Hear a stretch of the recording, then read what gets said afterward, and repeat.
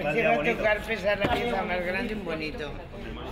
El port esportiu de l'Hospitalet de l'Infant va acollir un any més el concurs de pesca Excel·lentíssim Ajuntament, una cita que organitza el Club Nàutic Hospitalet Vandellòs. La competició va comptar amb la participació de 17 embarcacions que durant el matí de diumenge 23 d'agost es van embarcar per intentar pescar la major quantitat de peix. Enguany, però, la forta mar de fons va fer que les captures no fossin molt nombroses. Totes les classes que n'hi ha de peix avui han sigut molt destacat el bonito d'una peça de 400-500 grams. N'hi ha 2 barracudes i 2 llampugues, i és l'únic que s'ha pescat. En total s'han agafat uns 50 quilos, no crec que arribi.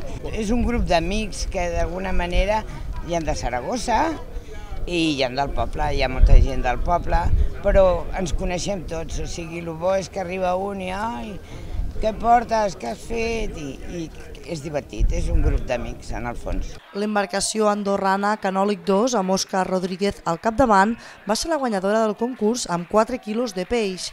El segon lloc va ser per Nuar d'Aton, capitanejada per Antonio Casino, amb 3 quilos i 34 grams de peix, i el tercer per a Mi Moreneta 2, amb Ildefonso Pérez com a patró, amb 2 quilos i 79 grams.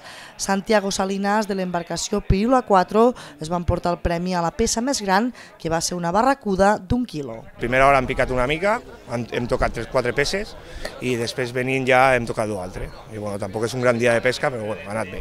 Pesca a l'arrastre, deixes un esquer que sigui artificial, sempre artificial, i el deixes que vagi arrastrant i bueno, el peix quan li dona pues, va menjant, i quan no li dona pues, no menjarà res tot el dia.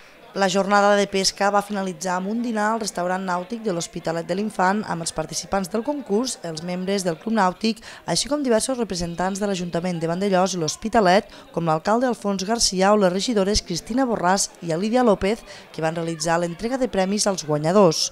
La propera cita del Club Nàutic serà la jornada ecològica que tindrà lloc el proper dissabte 29 d'agost al port esportiu de l'Hospitalet de l'Infant.